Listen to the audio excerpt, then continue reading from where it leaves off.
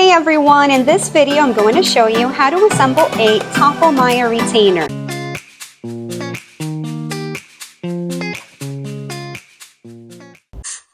Okay, so the first thing that we need to do is grab our retainer and we're going to move this box all the way up.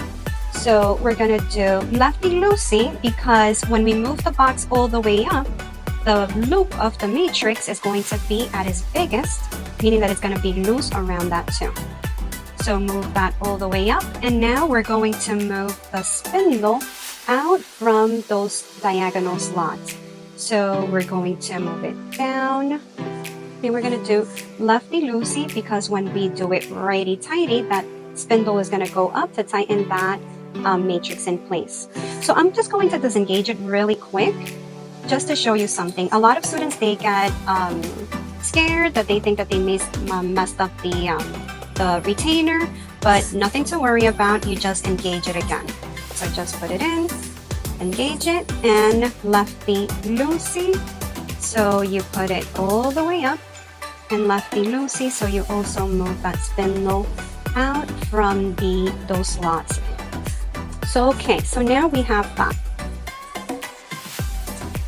This side of the retainer, the one with the slots, is the gingival side. And the opposite side with no slots is the occlusal side. So the way we put it in the mouth is gingival side towards the gingiva, occlusal side right next to the occlusal, right? So if we go on top, gingival side, we're going to place it towards the gingiva, and the occlusal right next to the occlusal. Okay, so let's keep that in mind because now we're going to go and work with the matrix. So the first thing that we need to do is burnish the matrix band. The purpose of burnishing it is to create a tighter contact in between the teeth. I'm going to make this a little bit closer. So that's the purpose of burnishing the matrix. When you have a tighter contact against the adjacent tooth, you're going to avoid overhang. So this is a very important step to do. Okay, so let's do that. And before we get any further, I want to show you that this matrix band has a shape of an arrow. And I'm going to put this arrow right next to it so you guys can see the resemblance, right? So that little pointy part that goes out, that direction, that's the direction that you guys are going to be inserting the matrix band into the retainer. So the way to do it is when we burnish it, it creates a little bend. So in that bend, that way it's easier, so you could just bend it towards it. And you're going to see that this area over here where the arrow points has that little pointy part. So you don't want anything pinching your gums, so that cannot be your gingival side. This side over here is a little flatter, so that should be your gingival side, not this one. I don't know if you can see it. You see? But again, it's hard for you to see because I know this part, a lot of people get confused, and this is a very important part. Otherwise, this thing is going to come out when you place it in the mouth. So you see the little arrow? You're going to fold it in without making any crease anywhere else because you want to recreate that same anatomy of the tooth. And teeth don't have sharp lines. They have a contour. They are rounded. So very important, you're just putting the ends together, and the ends cannot be like this or like that. They have to be together there. So again, that side, a lot of people say, oh, the bigger side, the smaller side. For me, I know when I teach my students, it's a lot easier for them to see the arrow going to the slots. They're folding it, making sure that they see that little pointy part, and that's what's going to go in through the slots. So first you're going to want to put it towards the diagonal slots, then towards the inner slots through this U over there. So okay, we're going to put it first to the left side, and I'm going to show you because this is another part that you guys don't know or get confused sometimes where to place it. Like you would have to go to the mouth and whatnot, but I'm going to show you a trick that when the slots are facing you and the loop is on the right, always think about the upper teeth. So if this is on the right, it's always on the upper right of the patient, not our right. We're always talking about the patient. So it's always going to go to the upper right, and the opposite quadrant would be the lower left. As you can see, the gingival side towards the gingiva, and the occlusal side right next to the occlusal. So that's a trick. Let's go to the other side, making sure that we don't crease it anywhere else through the diagonal slots, and then through the outer slots, and then through the U. So when we have it on the left side, always make sure that it's the upper left, patient's upper left, and the opposite side would be lower right. And making sure, if you forget, that these solid side of the retainer, it's always on the occlusal, right next to the occlusal. So okay, so once we have that, because we're doing a lower left, I'm going to do it on the right. So okay, look at my the tails.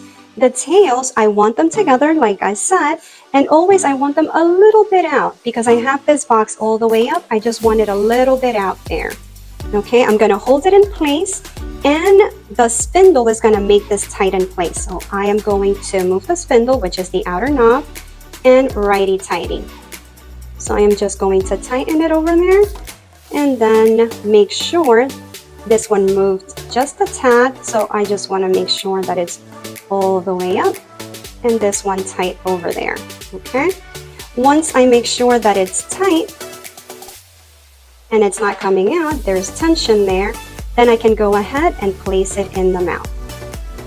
So okay, I'm gonna go here, I'm gonna put the maxillary on the side in here, and I'm gonna go and I'm going to insert it on one proximal area, and then the loop will open, and then I'm gonna go to the other side.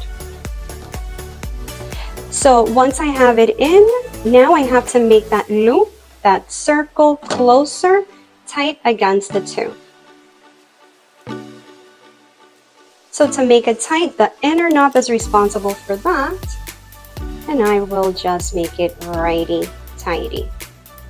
Making sure that, sorry, I'm moving the camera, making sure that the outer knob is not moving. So how do I do that? I'm always constantly checking. I'm moving the inner knob, but also tightening the outer knob. So I am tightening this one, but making sure that the other one didn't move, because otherwise this is going to get disengaged.